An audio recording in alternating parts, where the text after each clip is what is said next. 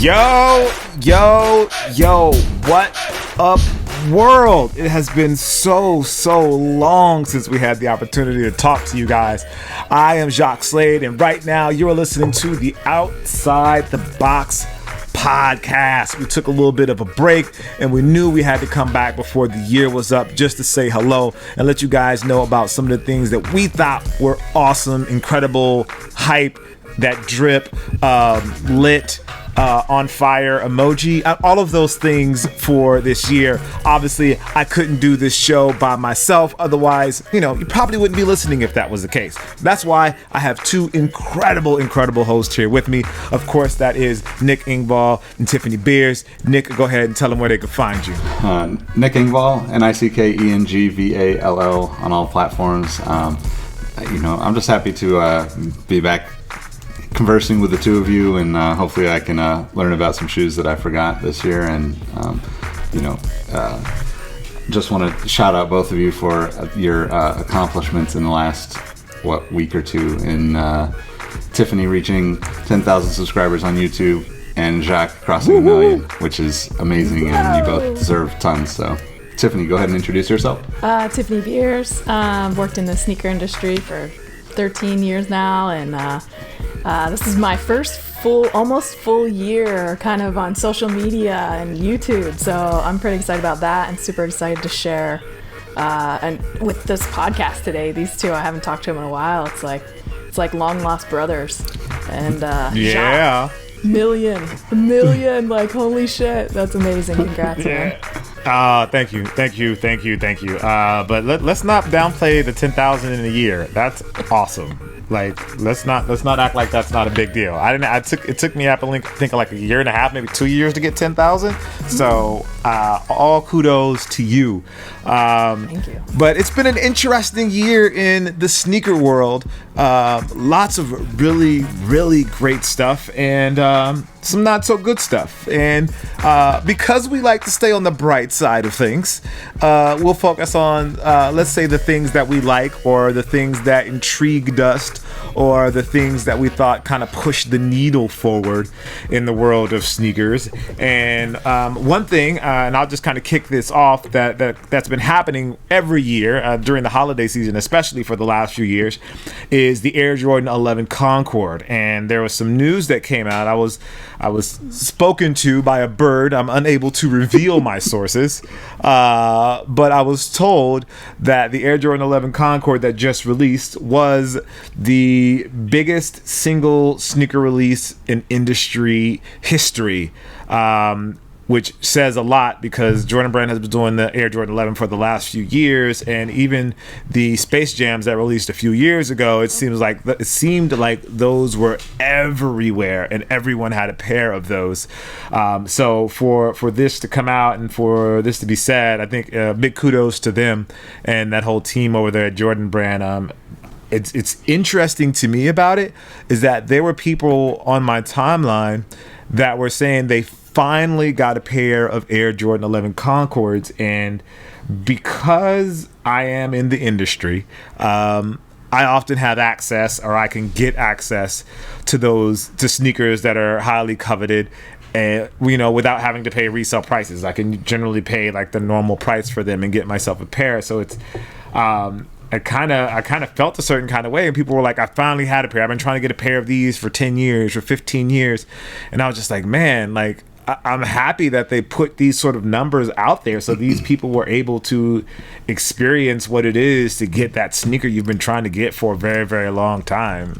Yeah, I mean, I think it's awesome that I heard probably from a different little bird that shall be named at no time in the future.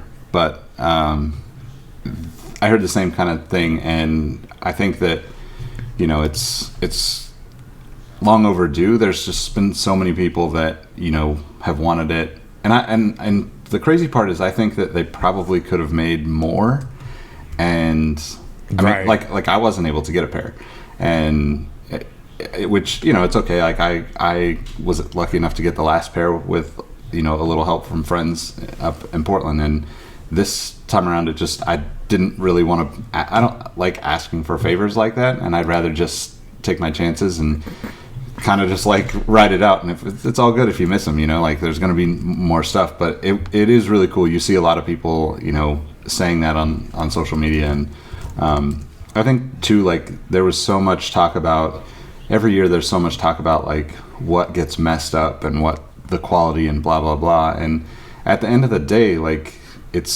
like this shoe is just such a beautiful shoe, and they, you know, despite how nitpicky the internet can be, they did a really good job with this shoe. Like all of the reviews that I've seen were like really struggling to even like tear it down in any way. And that I think is even more impressive when you consider the numbers of how many that were made, and how many times, like, you know, in the past, when especially Jordan Retros, they're the most super critiqued shoe on the planet, I think. So I think it's awesome to see this, and I hope, you know, I mean, and they're still selling for above retail on, you know, a lot of the secondary market platforms. So I think, you know, hopefully we can kind of continue this, and, you know, especially with, you know, until there's like this, I feel like there's this cap, right? Like at some point people will say, okay, like I don't want to have more than, you know, X amount of shoes in my closet because it's just too much, or X amount of shoes in my life because it's just too much to work with. And there's a few shoes that are always going to slide into place, right? And I feel like the Jordan 11 is one of those shoes where if you're going to get an original color and, you know, original detailing, like this one having the 45 on the back was really cool for a lot of us. And that to me is like cool. Like no matter what your limit of shoes is, this is probably one of those shoes that gets a slot on the wall, and you move one side and donate it or sell it or whatever to kind of make room for it. But I don't know. Right. Tiffany, how do you feel about it? I thought it was interesting. I considered getting it, but I'm like, no, I'm not going to play into this game. But I did go on that day to check around 5 p.m. and it wasn't sold out yet. So I knew either they made a ton, which sounds like they did, or it wasn't selling well. Sounds like it was the first. But the thing that was cool to me was a whole bunch of people I talked to about it said it was the first time they got a shoe off sneakers, and they were so stoked, and like they'll forever remember it because it was their first shoe off sneakers. And so I thought that was super cool, but at the same time I'm thinking, okay, the demand just plummeted because they released so many of them, which isn't good. It's not necessarily good for the future of the brand, you know, because that 11 is one of the grails, right? So I hope I hope they're being cautious with the supply and demand of some of these. Yeah, it's interesting because you want everybody to be able to get a pair, but at the same time, like being in the business, we kind of understand the dynamics of supply and demand, even when like that means we don't get them as well, and the frustration that comes along with like wanting a sneaker and not being able to get it. Like I understand that I'm part of that process, and it really it's interesting because you know, you do have to balance both sides of it. It's like, yes, people were able to get a pair, but now it's like, where will the craving for that shoe, where does that go now? Is that over for a lot of people because they do finally have a pair? Because I feel like people aren't going to wear these, or they'll wear them once or twice, but they're going to kind of hold on to them to make sure they don't get messed up, and so they're not going to need another pair or have that want for another pair for a very long time. But maybe that's just me. I don't know. Maybe that's just how I think I would react in a situation like that, and maybe that's the problem. I mean, for me, I think it's interesting to watch it over the next year and see what happens to the resale of those too, and we'll just watch what the market does. Yeah, because inevitably you'll have you know the restocks or the, you know, extra pairs that somehow didn't get to stores hitting websites, and you know it'll for the most part keep the secondary market pretty stable for a couple of months, I think. But to your point, I think that, you know, this like 7 years or whatever is a pretty decent amount of time in between releases. You know, maybe you're right though, like because it's such a, you know, it's like the grail, so to speak, for so many people, that people do sit on them and not wear them as much. But you know, then there's all the other things that factor into that, right? Like my 2011 pair is, you know, already kind of yellowing on the outsole, and, you know, it just doesn't have the same kind of, you know, wow factor when I pull them out of the box. Super yellow. Yeah, that 2011 pair went yellow like fast. Yeah. I was surprised by how quickly they turned yellow. It was a little disappointing to be honest, but I guess that's all part of the game that we play when it comes to sneakers. Yeah.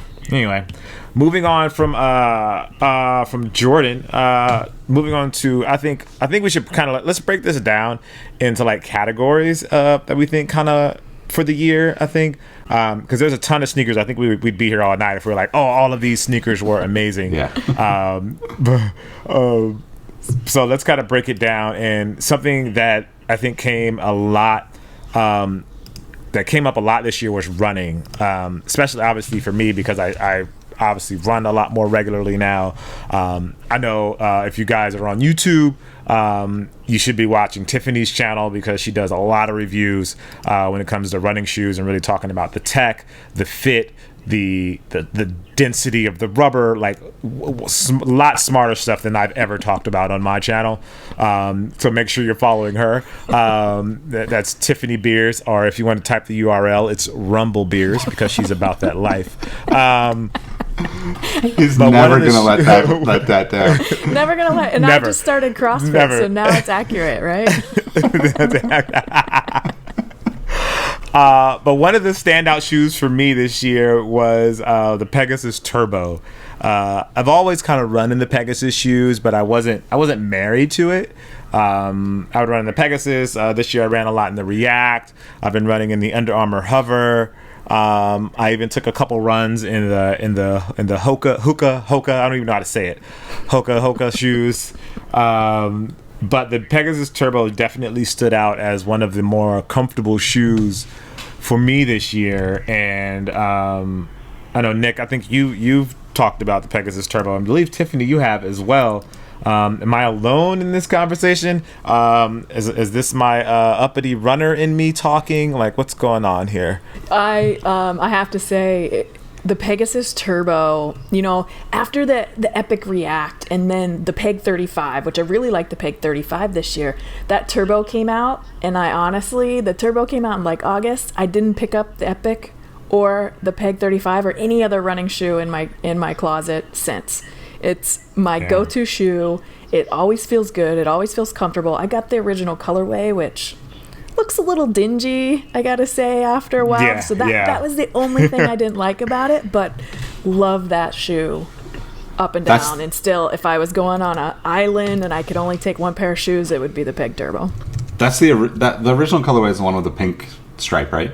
Yeah. Yeah, that's the pair that I picked up too, and I 100% agree. I mean, it's definitely one of the most comfortable shoes I own, and it's the only downside to it is like that particular colorway just really kind of I wouldn't it's I mean I'm not very good at cleaning my shoes, but like it got dirty pretty quickly, but it also just kind of looked, like you said, it looks almost dingy at this point, but it's also, you know, probably preventable if I was not so lazy. Yeah, it's been. Go ahead, Tiffany. I was gonna say I did throw it in the washing machine and it did clean up pretty good and survived it just fine. So maybe try that, Nick. Yeah, definitely. Yeah, it's outstanding for those of you out there. Even if you're not a runner, I would say try out the Pegasus Turbo. I think you'll be pleasantly surprised, especially if you like the React.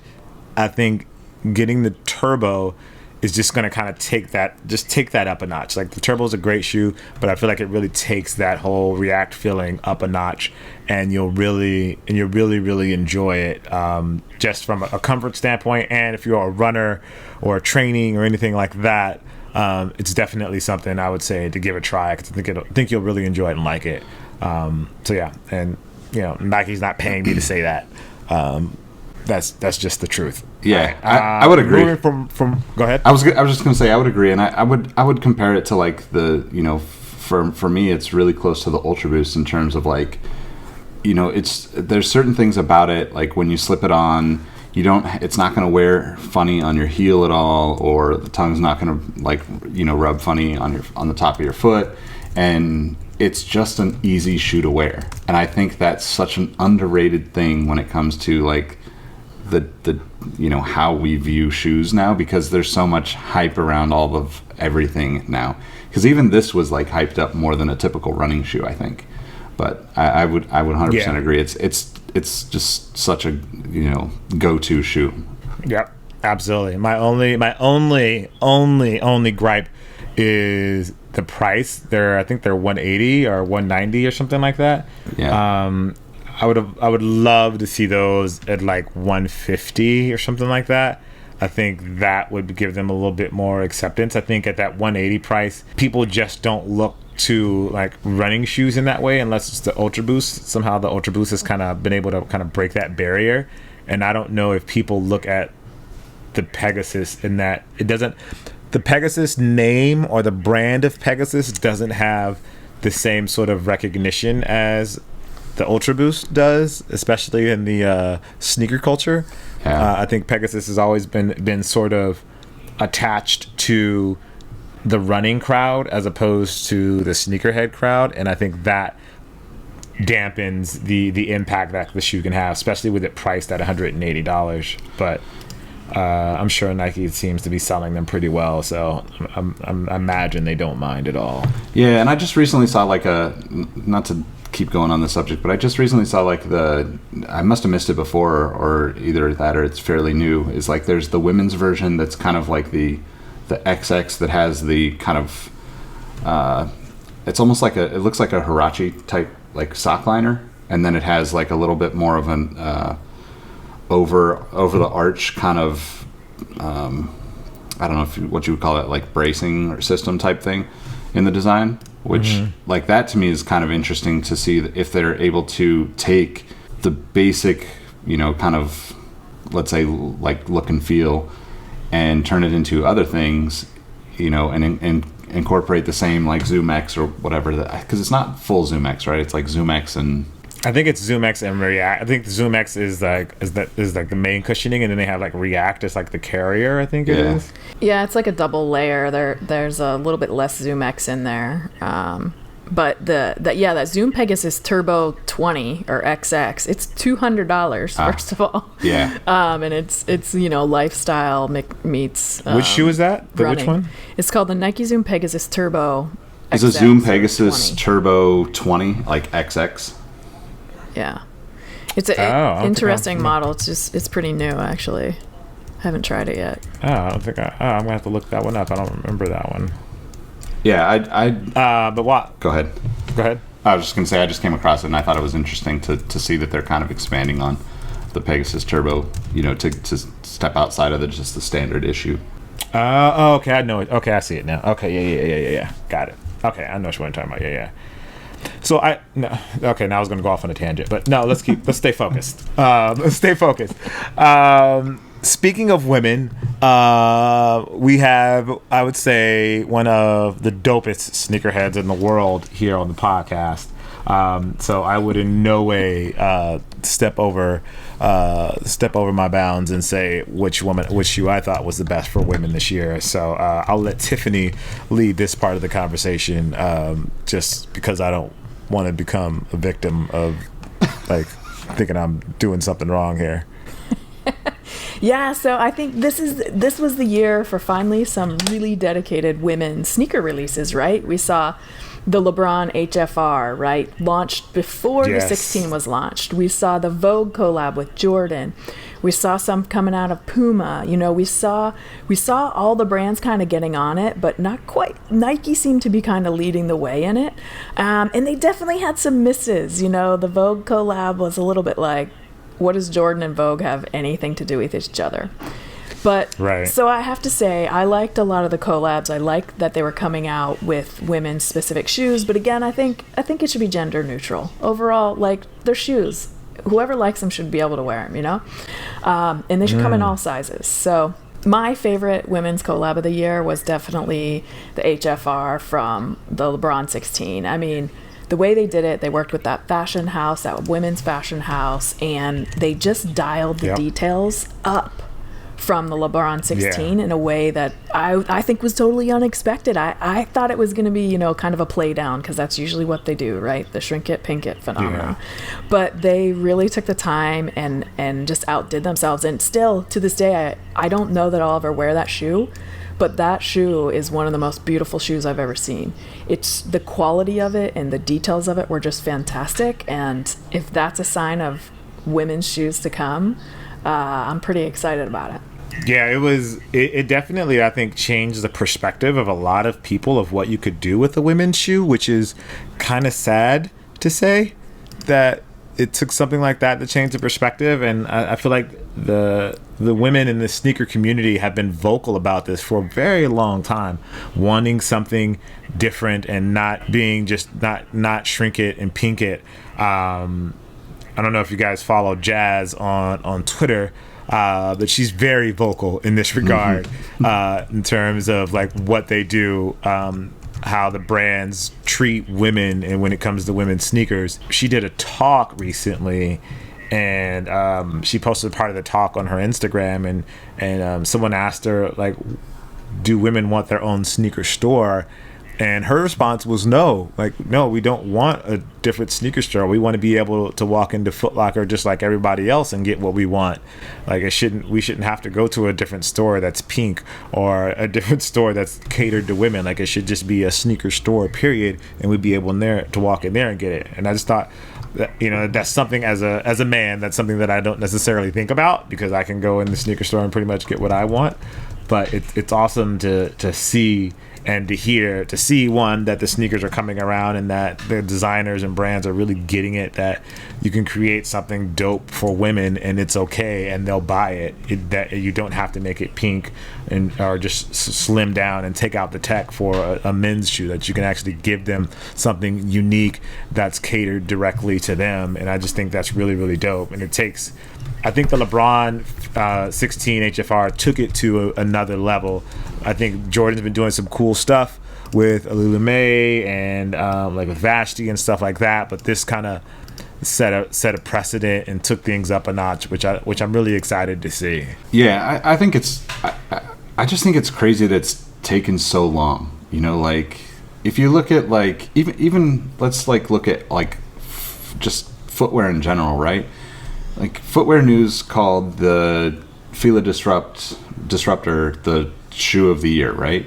And that's, like, primarily because, like, it became like a staple in, like, most women's closets this year somehow. Like, I don't know how Fila did that, other than, like, you know, it's like kind of an iconic style, and it's chunky and it fit the trend, and it's cheap, right? I think retails like $60 or $70 on that shoe.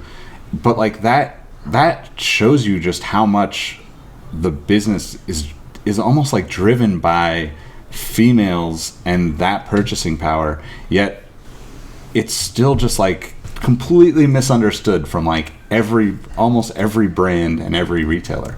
And I'm like dumbfounded by it. But I think that, you know, the LeBron HFR is, like, absolutely gorgeous. Like, if that was, you know, something that was made in my size, I would have been all over it, just because I just thought, like, the details on it were just insane, and yet it still had the, you know, the LeBron feel and like details for LeBron, but, like, obviously just in a totally unique way that you normally just don't see, right? Like talking about the Vogue collab, where it's like, okay, cool, we'll just take, you know, the shoe we kind of already created and we'll slap, you know, Anna Wintour initials on the back and it's good to go.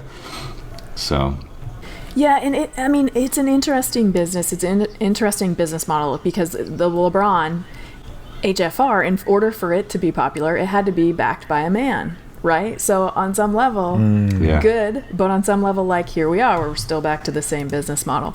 But at the same time, you know, the women, the whole kind of world is changing a little bit, in that women are wearing sneakers to work more, right? Women are wearing sneakers in general more, and so that's making a lot more women buy shoes. So finally enough women are buying sneakers to justify brands doing custom stuff, because in the past, you know, if you're only going to sell 5,000, 3,000, you know, it's not really worth the extra effort when you could make a shoe that's going to sell 1 million pair, you know. So I know the brands are trying to balance this, so I'm glad it's finally tipping forward. And I think we're just going to see it year after year get better and better. And again, like gender neutral shoes, people, like you don't go into a grocery store and there are not vegetables marketed for women versus men. Like it's not like, you know, we're just all people. Yep. That's a good point. Man vegetables versus women vegetables. That's very funny. I was trying to think of something neutral, you know, like. No, that's funny. No, that's funny. Just the thought of it is very funny to me. Now, moving on from women to retros. I guess that's not really moving on from women, but bringing up retros. I feel like retros had a good year this year. A lot of that led by Jordan Brand, obviously, because they are a bit of a heritage brand, even though they do focus on the future with performance and stuff like that. Heritage is obviously what brings home the bacon. And one of the standouts, I believe, this year was the Air Jordan 1. I feel like the Air Jordan 1 got a lot of love this year. There was a lot of great colorways of the Air Jordan 1, and they ended the year really, really strong with the Union collaboration, which caused hype that I hadn't seen for a Jordan 1 since like the Off-White kind of thing happened. So it was really refreshing to see that, and to see Jordan Brand allow someone to really deconstruct the Jordan 1, or continue to deconstruct the Jordan 1, and hopefully allow people with the right creative vision to even take that even further with the rest of the retro line. I think there's a lot of room to modernize these silhouettes or tell deeper stories with these silhouettes. I think people have gotten tired of the stories that they were telling over and over again. And what made the Union Jordan 1 work, I think, is because it was such a unique story. The shoe looked very unique. And obviously they were limited, so that obviously helped. But I just think people were attracted to the inventiveness of that collaboration. And so I just think it was a good year for the Jordan 1 and for retros in general. But maybe that's just me. I know I fully admit that I'm a part of the sneaker world and that I talk about this stuff every day. So my thoughts could be biased since especially I'm a Jordan 1 fan. So I'm open to any other suggestions in the retro market. But I thought retros did well this year. No, I think the Jordan 1 was you know, I mean, there could have been too many good releases of the Jordan 1. That's about the only bad I could say about it. You know, you had like even non-original colors that are kind of twists on the original, like the homage to home, the red toes, the, you know, I mean, then you got like the shadows were this year, I believe. The, you know, even just recently the Spider-Man shoe is like it's a Chicago 1, but it's like, you know, kind of a cool twist on it. And you know, and then you get into like the Rookie of the Year, the Court Purple, those yellow joints. Like there was just like so many good colorways that came out, and you know, then there was like the hype versions. You know, like you said, the Union 1 it's super dope that they're giving people a little bit of leeway to kind of mess with it and make it their own, because that's really what sneakers were about when you know, like when I was a kid, like we would customize our stuff as much as we could to make it look different, you know, like whether it's just like the way you lace your shoes or the way you pop the tongue, like all of those things are just give some personality to the shoe. And I think like for Jordan Brand to let, you know, beyond the Jordan 1s, but like Travis Scott do his thing with the 4s, and Nigel Sylvester with the 1s getting to do like a BMX inspired version. All that stuff just adds cool factor to, you know, and like in a like real kind of way, right? I think that's the key, where there's so many times where the stories are like almost forced upon us. And, you know, not to pick on any particular one, but the Rookie of the Year shoe, right?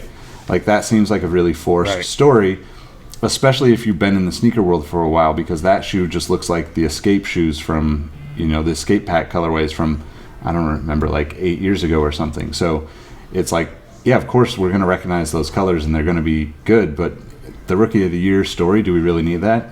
I don't know, maybe not. Like, you know, maybe just let it go with like, this is a good colorway and people are going to like it. So I don't think that kind of that kind of storytelling done from the brand doesn't necessarily have the impact that it once did. You know, like it's almost like let Union, let Virgil and Off-White, you know, tell that story. And when you know, I'm thinking like still retros, but like the Tinker 3s came out this year, right?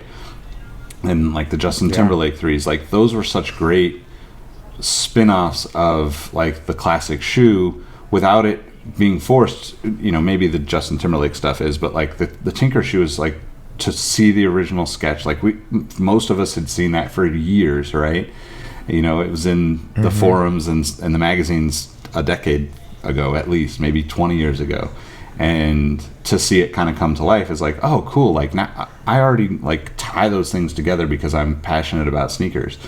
So I agree with you. I think like there was just a lot of really good retro releases this year. And, you know, even on the Nike side of things, there was some good runners, you know, like the Tuned Air stuff coming back was nice to see.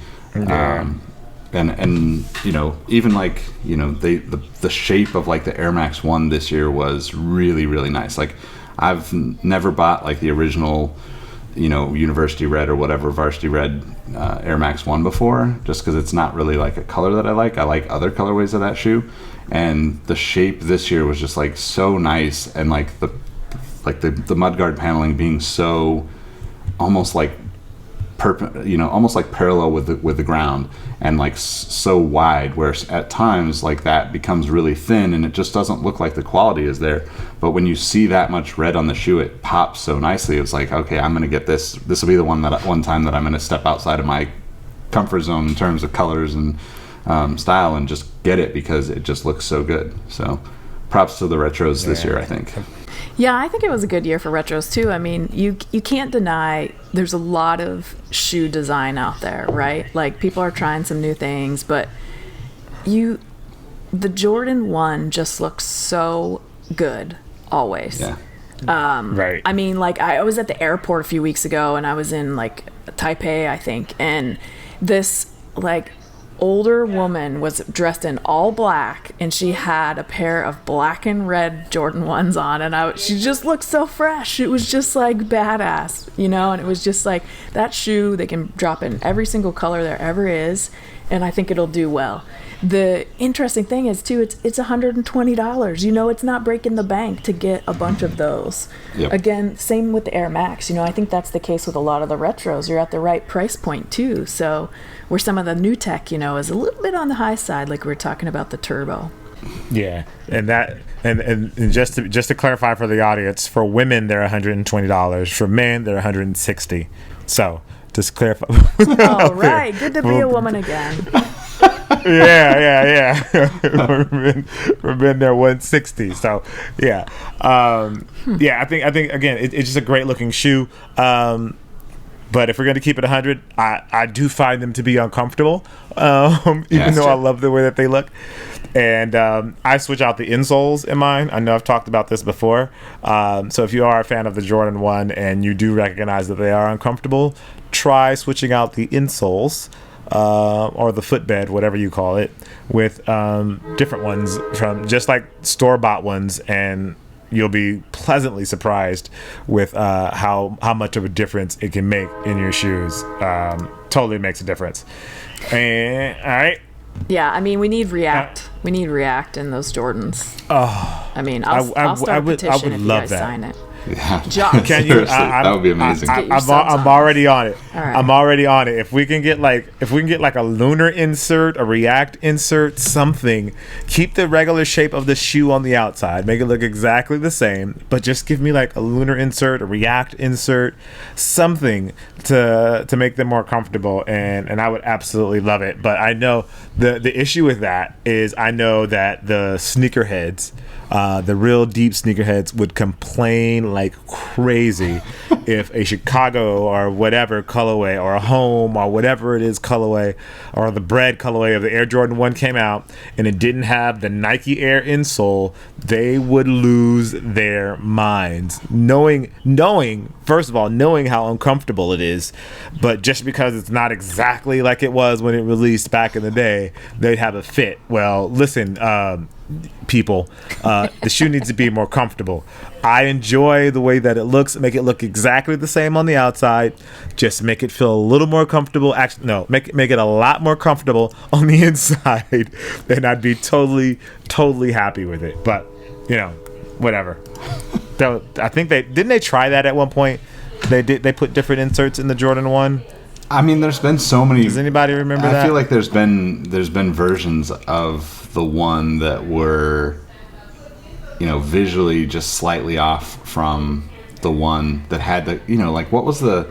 I'm drawing a blank right now, but the shoe that Jordan played in, at, I think he played at, or no, maybe not. It was like it had like the almost like leather wrapped outsole kind of thing. You remember what that was, Jacques?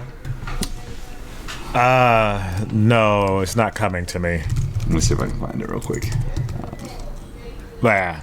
Well, while he's looking Alpha. for that, Alpha. There you go. Yes, the Jordan 1 Alpha. And it was like they did all the original colors, but it had like, a light. It wasn't a leather. It was a really like kind of odd.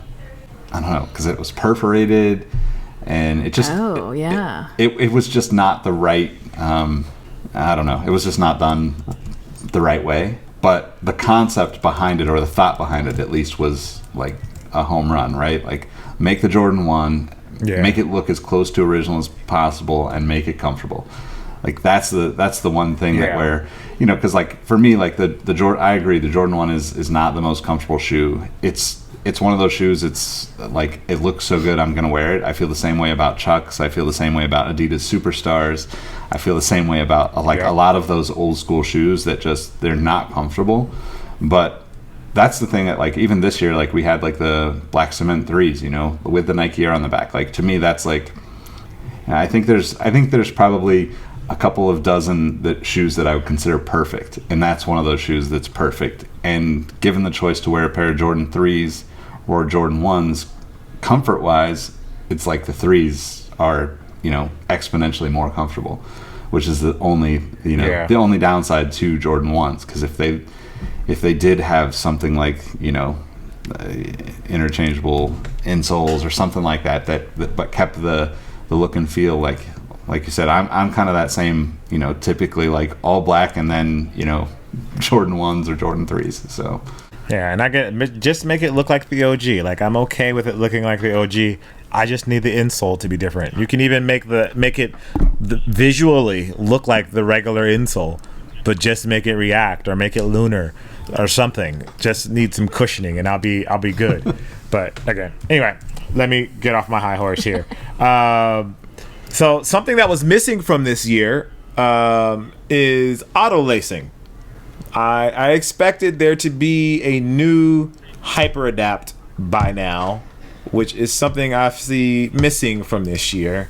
And Mr. Parker, Mr. Mark Parker of the Nike conglomerate, was even quoted, Tiffany reminded me, he was quoted saying that there was going to be something happening this year with auto lacing, and I haven't seen anything yet.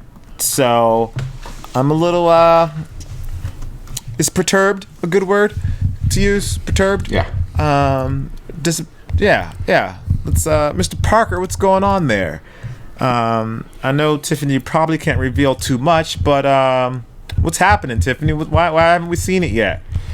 Yeah, I don't know. I expected to see it also this year, just from one of the stock meeting, one of their profit sharing meetings. Yeah, investor calls. Investor calls, yeah.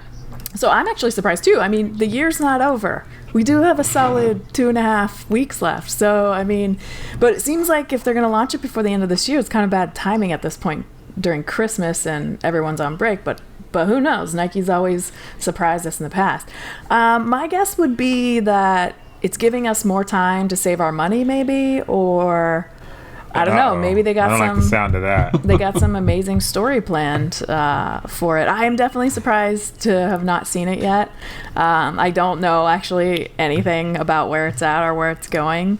You know, it's believe it or not, I've been gone for over a year and a half now, which just kind of blows my mind. But yeah, I mean, I can't wait. I mean, the moment that thing comes out, Jacques, as soon as you hear about it, I want a phone call or a text. Absolutely. And I'm on it, and I'll definitely be trying to get myself a pair. I just hope that the pricing isn't outrageous. I have a feeling that it's going to be outrageous again. What's not outrageous for you? So like what do you think is the right price point for it? Oh gosh, that's a great question. And I'm going to say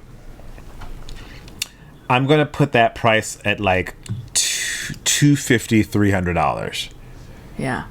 It's interesting since I've been buying shoes now and I still bought them before. Just want to be clear about that. I just got an employee discount. Now that I'm buying shoes, like anything that gets close, like over the 175 mark is kind of like, I don't know, like it's got to be really good. And so it makes much more sense to me now why, you know, the Hyperadapt was so shocking at that price point. So yeah, I think it's going to be hard if I'm curious to see what it does. I'm curious to see how you interact with it. I'm curious to see battery life, you know, because I think we knocked it out of the park on battery life with the first one. Right. Humble brag. I get it. Deservedly so. I'm curious. Well deserved, though. I'm curious to see lighting. I actually thought after the first Hyperadapt with lighting, we'd see a lot more lighting in shoes, but I don't recall a single pair that has had lights in it this year, at least. No. So I'm really curious to see it. Weight too. You know, the weight was a big deal on the last round. At least for me, I wanted to make sure it was light, but. Yeah, so I think they have high expectations, you know, even though one shoe's already been launched. I think after everyone tried it, they all create expectation for the next one. So that's hard to design around. Yeah, and I feel like they've let the buzz die a little bit too. Like there was such a hype for it, and I was expecting, you know, I think because that was what, 2 years ago, 3 years ago? It was 2015. Yeah, that's crazy. 2015, like.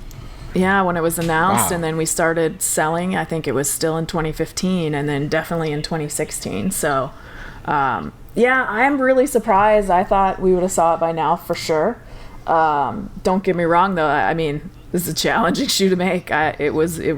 Yeah. It took a long time to get to the first one, and it's definitely got a lot of challenges that you don't see in normal footwear. And like with that shoe, like you could do everything like you normally would in that shoe, right? The Hyperadapt in the first one, the 1.0, like you could play ball, you could run, you could train, you could do everything in that shoe. It wasn't like a trophy piece. No, yeah, we tested it specifically for that. I have a bit of bias towards performance and making sure shoes are worn, even though the mag, you know. But besides that, right. I mean, it basically had a basketball midsole on it, right? So it was the width and height of a basketball midsole, but it had a outsole that was for running. And so we kind of built it in a way that it would work for running, training, and basketball so that people could do everything in it.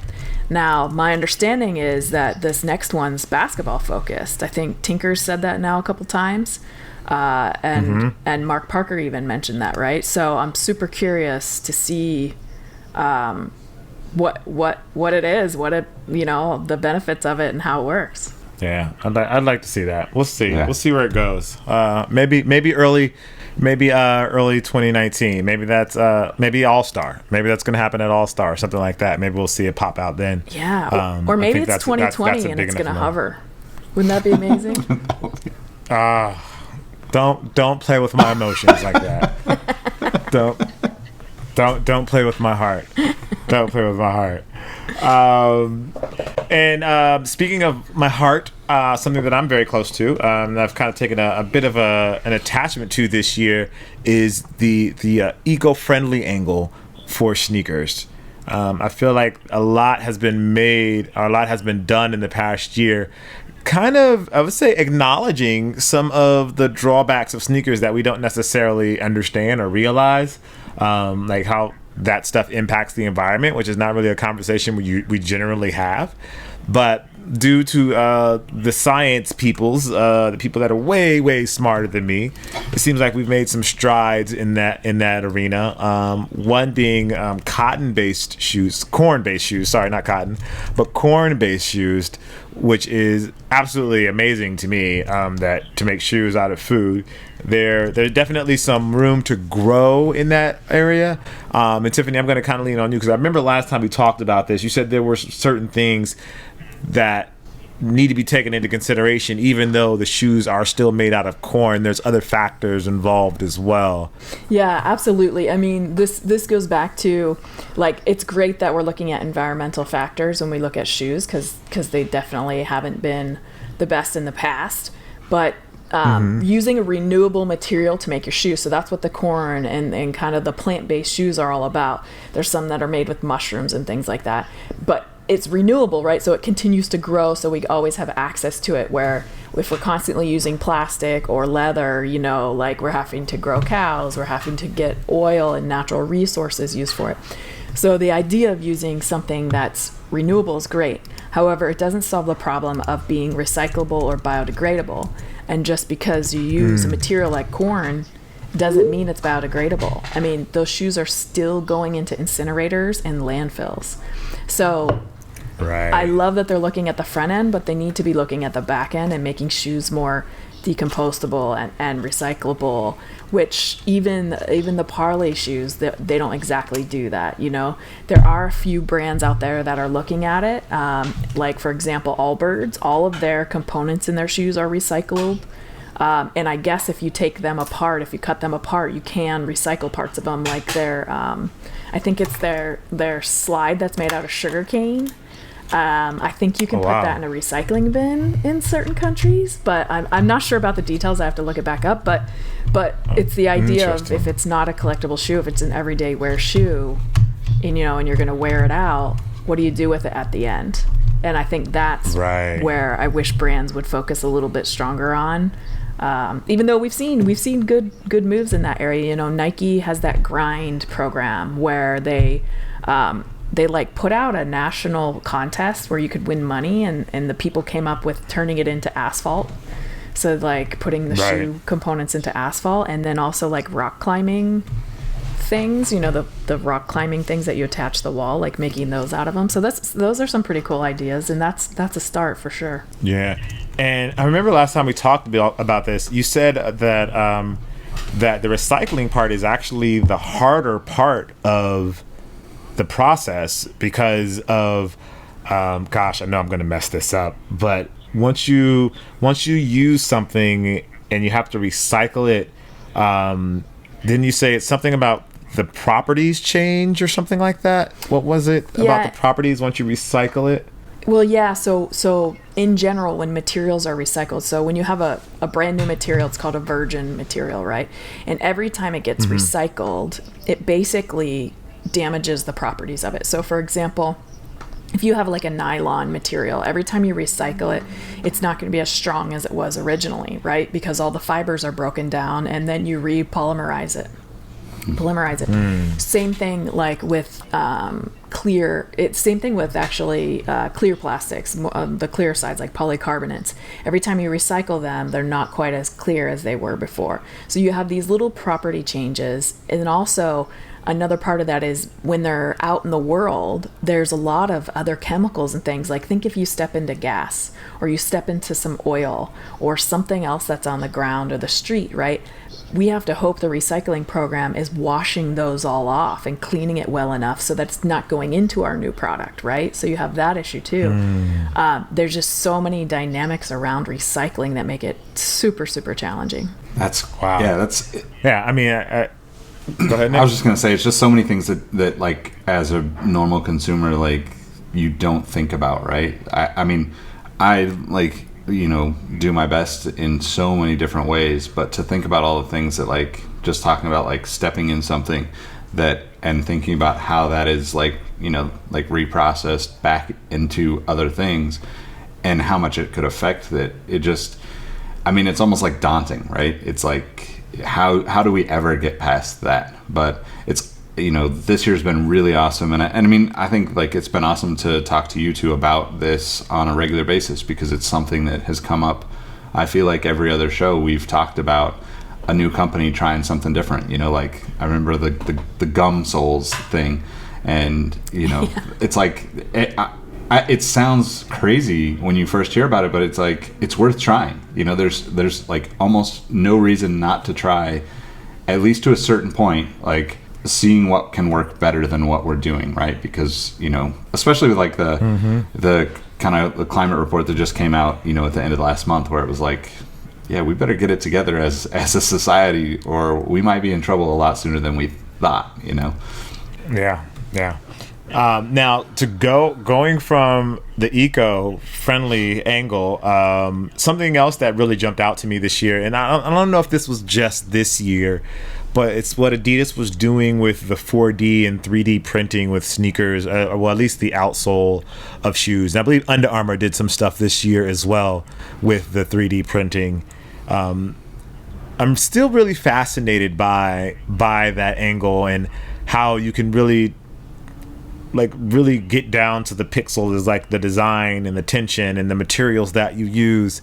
And Tiffany, I'm going to kind of lean on you, because from a layman's perspective, I think that is so cool. That's awesome. Be able to print shoes at home, or be able to print shoes for you at a store, and it not be an inferior product. Are we close to that, or is that really just still like, am I falling into the hype of the marketing material? Yeah, I think we're closer, right? So I don't think we're there yet. And really, it's going to take a materials breakthrough to get there, right? So most of these printing methods is exactly it. It's printing. So just like you lay down ink, you're laying down a material, right?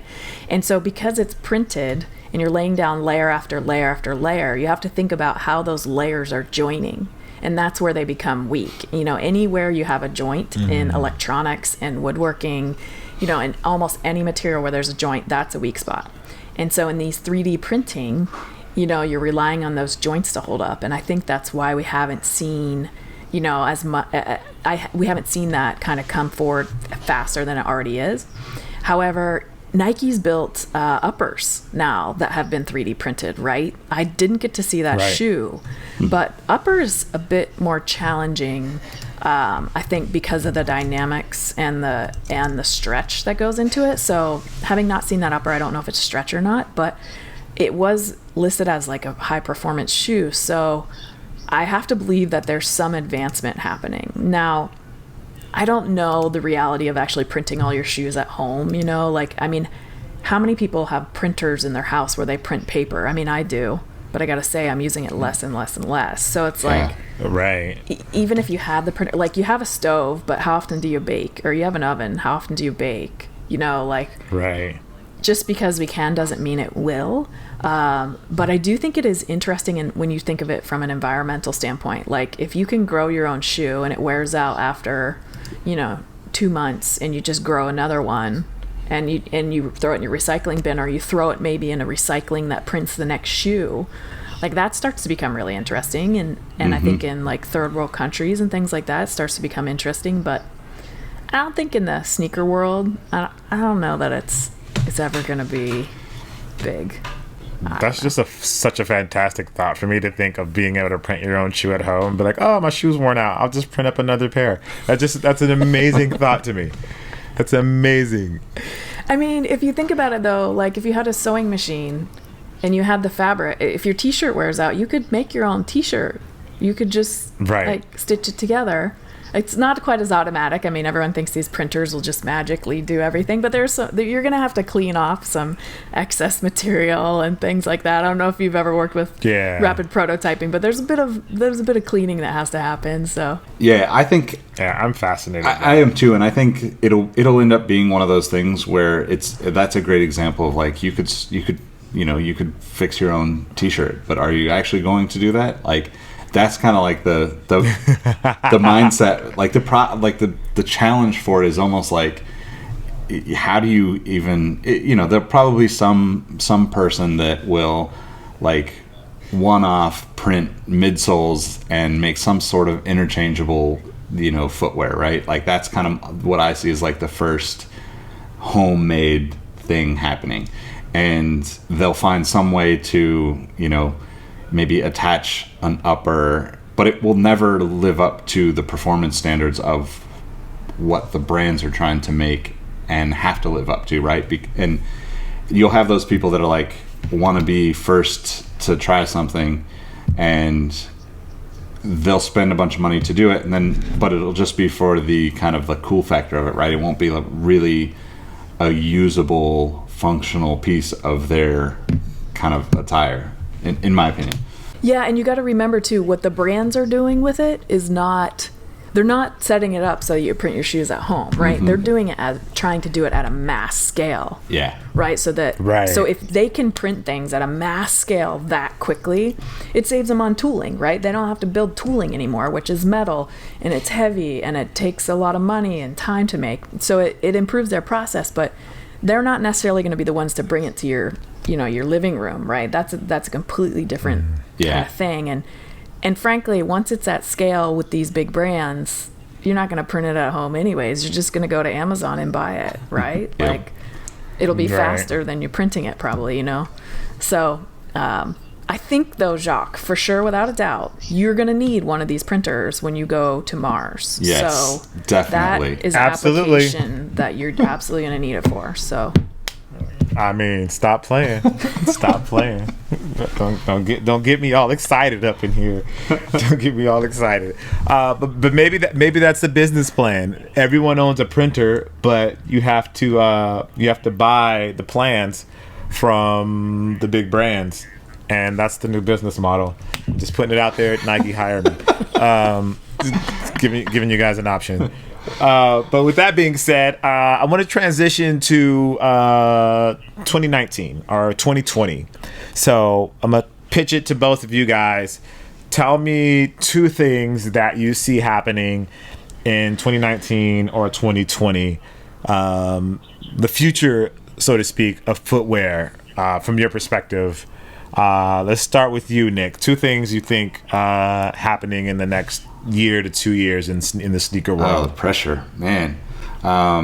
So I think we've gotten too crazy for collaborations, and I think that they'll become more refined.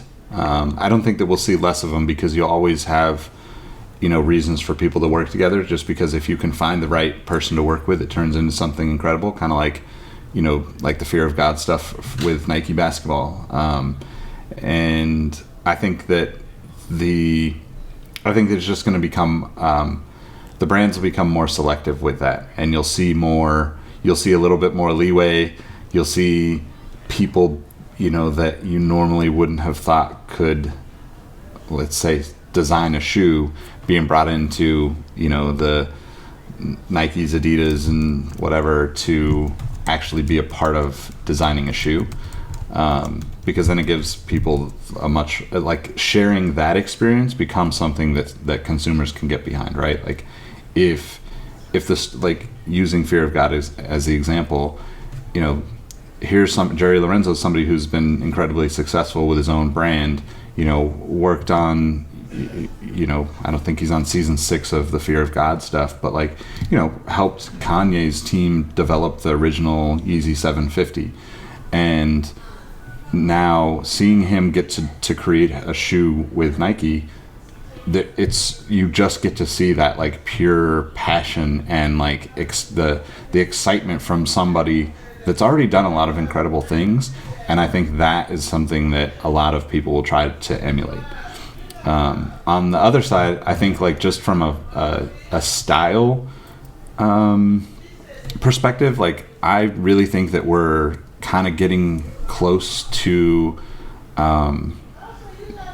like shifting back towards, like, more of those, like, 80s or 90s, like, really bulky high top shoes, just because we haven't seen them in quite a while. You know, there's been a few companies that have put out, you know, like Adidas put out some retro stuff with Eric Emanuel that was really cool, but, like, it's really a small niche. But I think, like, from a fashion perspective, it's going to shift again, right? Like, we've been kind of on this, like, we went from, like, you know, the super slim, you know, Ultra Boost style like Yeezys into, you know, more of like the chunkier quote dad shoes. And I think the next progression is just getting into like the, you know, I don't know, like think of like the you know, David Robinson shoes from the 90s, right, where, you know, the shoe is just massive, and at that time it was like a performance shoe, which obviously we realize now that like that doesn't make any sense. But, you know, looking at like the fashion side of things, I think that will be like a big trend in the next like probably, you know, year or two. I don't know. How about, what do you think, Tiffany? Gave me a lot of time to think there. That was good. Man, I'm going to say, I'm going to look out in 2020 and maybe a little bit further. I think you're going to see double or triple the amount of brands that there are right now. I mean, there are small brands coming out of the woodwork everywhere.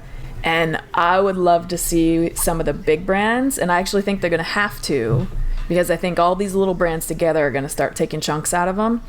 I'd love to see them be like, hey, Allbirds. Like, I don't know how you do it, but like, Allbirds, come here. Like, here, we'll let you use our supply chain and our distribution, or, you know what I mean? Like, obviously there's some weird business models in there, but like, I think the little brands are going to start to take over a bit. I don't think we're going to see a lot of electronics. It's just not there yet. It's too big. It's too expensive. It just doesn't make sense yet. But I think the second thing is I would love to see, you know, toe to heel, fully recycled, made of recycled shoe that you throw in your recycling bin. And I think that's aggressive, but I'd love to see it. You know, Adi says by 2024 they'll be fully recycled. Right. But, you know, I think some of these smaller brands are going after it, and maybe and they maybe can go faster because they're small. But yeah, I'd love to see a shoe that when I'm done, I recycle it. And I think the third thing is, and I have to, like, you know, I said a little earlier in maybe one of our podcasts, but I thought, you know, people aren't going to keep collecting shoes because people's collections are so big right now, and I'm suffering from this. My collection is so big right now. I don't even like some of the pairs. Like, I have to get rid of them, but I can't help to keep buying the pairs that I like, you know? And so I hope that there's like some massive closet integration and like super awesome storage systems for shoes developed so that you can have as many as you want, and you can do it in a like more organized kind of smaller space, if you will. That's awesome. Now that's something that intrigues me. Yeah. I'm gonna go a little bit of a different route. I feel like sneakers are becoming a bit homogenized as far as like acceptance, and I don't know where we are in that process. I feel like so many people are into sneakers, and I don't know how long that can last. I feel like it's still super trendy, and I guess my concern that is that in the next year or so, there's going to be a bit of a fall off, and it's going to have an impact on the sneaker world. I think sneakers grew, like we went through that super hype, and then it kind of tamed off a little bit. And now it's growing again, and I think I think within the next year or so, we're just going to see a change in sneaker culture in general. I think it's going to kind of go back to maybe a niche thing. I could be totally wrong with that. It could go the opposite way, where it turns into like a Marvel thing, and like everybody's just into it and continue to be into it. But we'll see. The second thing is on the collab front. This kind of goes to what Nick was saying. I'm hoping that brands take these collabs a lot more seriously, and when I say that, I mean that they make them moments instead of trying to drag them out. Like with the Virgil stuff, I feel like it's losing a bit of its cachet because it seems like it's been dragged out for so long. I feel like they need to make it have moments as opposed to making it like a definite part of the brand. Like the Union stuff is great because like that moment's over. and that's something that we'll kind of always remember if you were in the sneaker world at that time. Whereas this Virgil stuff, I feel like there isn't like we can't really nail down a moment for the Virgil stuff anymore. It's just like there's just Off-White stuff with Nike now. There's not a moment attached to it anymore. It's like 2018. So the whole year. Right. Yeah. Like 2018, 2017. Was it like the end of 2016 when they first came out? Like all of that kind of seems like that's all like a Virgil moment.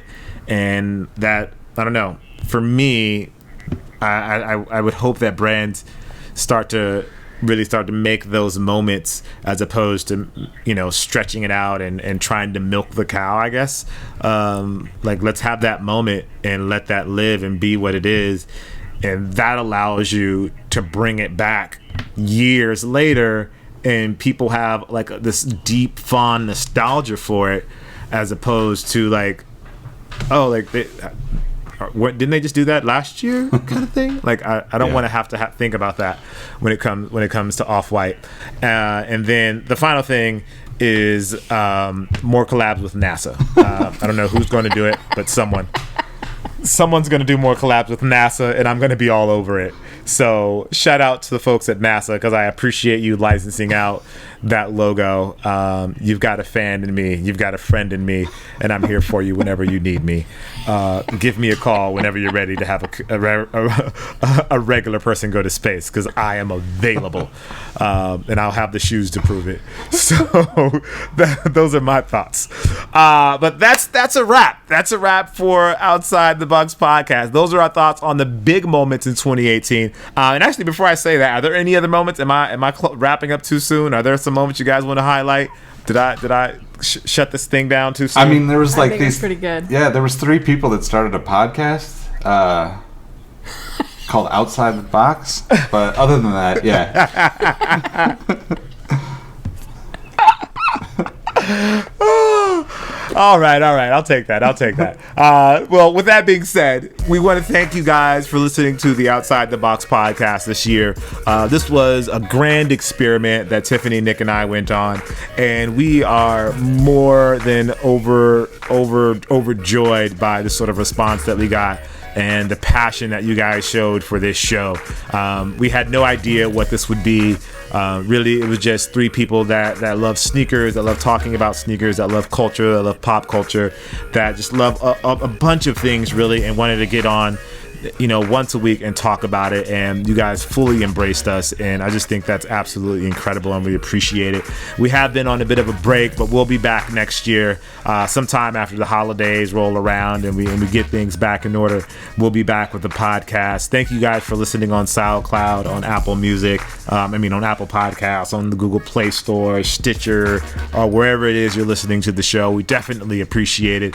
If you want to find me anywhere, I'm in these digital streets all the time. You can find me at Cousteau, which is Kustoo. That's on Facebook, Instagrams, the Twitters, sometimes on the Snapchats, but more often than not, I'm on the YouTubes. But you can find me there. But as I always say, this show would not be what it is without the other 2 individuals on this show. They are the host. I am simply the intern that brings coffee and donuts and interjects and messes up things, tries to jump in the conversation and has no idea what he's talking about.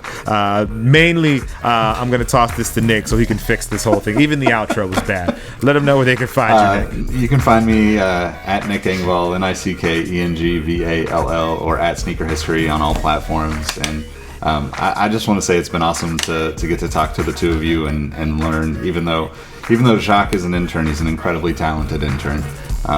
And, obviously getting to talk with Tiffany and learn. And this has just been, as fun for me as I hope it's been for the people watching and listening across there. But Tiffany, go ahead and let them know how they can find you. Tiffany Beers. You can find me at Tiffany Beers on Instagram and YouTube. And I have to say, I thought of one more thing I want to see in 2019, and that's Nick's YouTube channel, because that will be one to watch. And shots fired. Boom. Thank you all so much. I just really have to reiterate what Jacques said. You guys have been the best followers, fans, listening, chiming in on our stories, being patient with the Lacer Racers. They've been on a break for a while too. This has been like so fun. I didn't know what to expect, and this has really been a blast, and it's because of our fans and the comments and just the general funness of the whole thing. So thanks to you, Nick, and Jacques, you're the best investment intern I could ever imagine. I mean, that's fantastic. Yes. I didn't know you were an intern in this. I thought you were our fearless leader as an intern. That's great. So no. Yeah, when you go to NASA though, I want this as part of the gig still. So you still have to do the podcast. Absolutely. Although I'll probably have top level clearance, so there will be certain things that I won't be able to talk about. So I just want to put that out there. What's the time delay on recording from Mars? We got to figure that out. Yeah, we've definitely got to figure that out, because at the first chance I get, I am gone. And with that said, we are gone. Again, thank you guys for listening. You can follow us at the Outside Pods on the Twitter and the Instagrams. We appreciate you guys. The show will be back 2019. We'll get this thing going again, but we appreciate you. Thank you guys for listening. Hope you had a wonderful, wonderful season, and we'll see you guys and talk to you guys soon. Peace.